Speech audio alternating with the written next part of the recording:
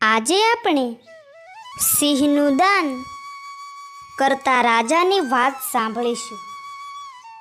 લડવું ભડવું અને મરવું તે શુરા તરવાર, એ માર્ગે હે મૂળી ધણી પગ પાછા પરમાર. મૂળીની પાટ ઉપર 7મી પેઢીએ ચાંચોજી થઈ ગયા. એક વખત હળવદના રાજરાણા કેસરજી, દ્રોણના રાજા અને ચાચોજી એક સાથે ગોમતીજીમાં નાહવા ગયા હતા. ગોમતીજીમાં સ્નાન કરતી વખતે ધાંગધ્રા તથા દ્રોણના દરબારે કંઈક વ્રતો લીધા.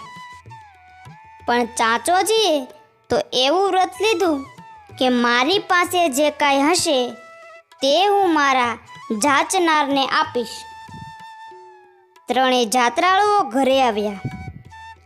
2 મોટા દરબારના વ્રત થોડે વખતે છૂટી ગયા, પણ ચાચોજીની પ્રતિજ્ઞા તો જીવ સસોટની હતી. હળવદ દરબારે પોતાના દસોદી ચારણને ઉશ્કેર્યો અને વચન આપ્યું કે પરમારનું નિયમ છોડાવ તો તું જે માંગે તે તને આપું.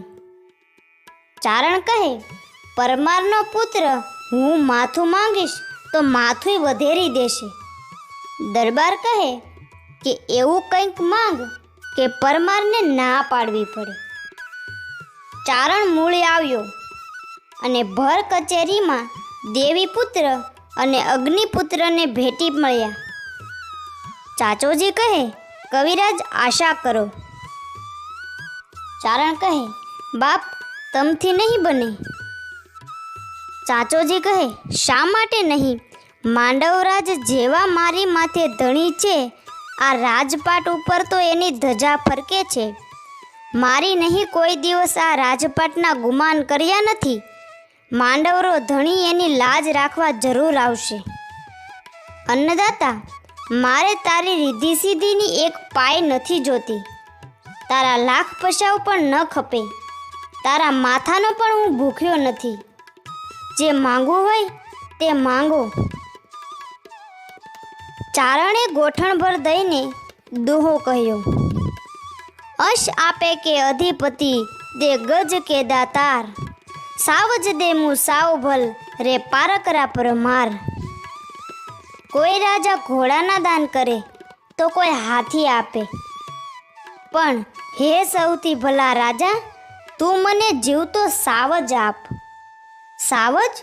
સભાનો અવાજ ફાટી ગયો. હા હા, જીવતો સાવજ. ચારણે લલકાર કર્યો. જમીદાન કે દે જબરા લીલવળું લીલાર, સાવજ દે મું સાવલ ભર પાર કરા પરમાર.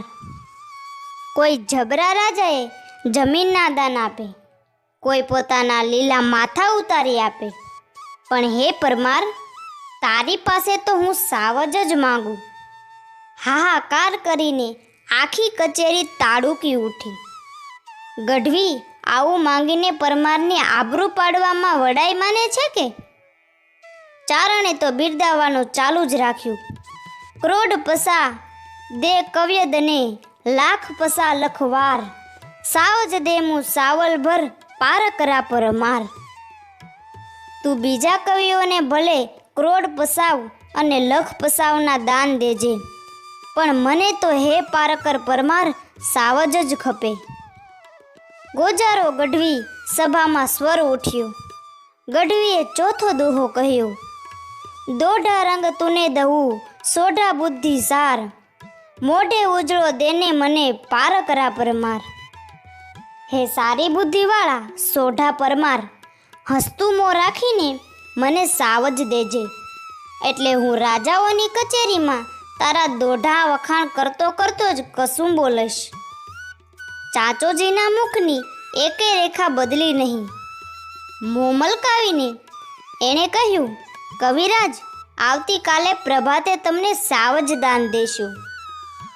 મધરાતે માંડવરાજના થાનકમાં જઈને ચાચોજીએ અરજ ગુજારી, એ સૂરજદેવ, જીવતો સાવજ શી રીતે દઉં? તારી ધજા લાજે નહીં એવું કરજે દેવ. ત્યારે દેવળના ઘુમ્મટમાંથી ધણાટી દેતો અવાજ આવ્યો, હે ક્ષત્રિય, એમાં મારી પાસે શું આવ્યું? મારા ડુંગરમાં આટલા સાવજ ડણકું દઈ રહ્યા છે. તું ક્ષત્રિય છે, એમાંથી એકાદને ઝાલી લે. આમ બીજો દિવસ થયો. પ્રભાતે આખી કચેરીને લઈને ચાચોજી ચોટીલાના ડુંગરમાં ગયા અને ચારણને કહ્યું, ચાલો કવિરાજ સાવજ આપું. પરમારના ચારણોએ બિરદાવળ ઉપાડી. પાંચાળી ચીર પૂર્યા વિઠ્ઠલ તેવણ પાર, શરમ રાખ્યા ચાચા તણી જગદીશણ ગજતાર.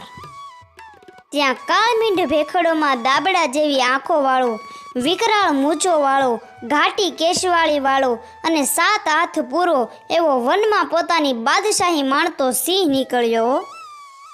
જોગના જટાળા, ભૂરી લટાળા, ચાલ ચટારા, ચળચાળા, ડળકે દાઢાળા, સિંહ બાળા, 10 હાથાળા, દૈતાલા.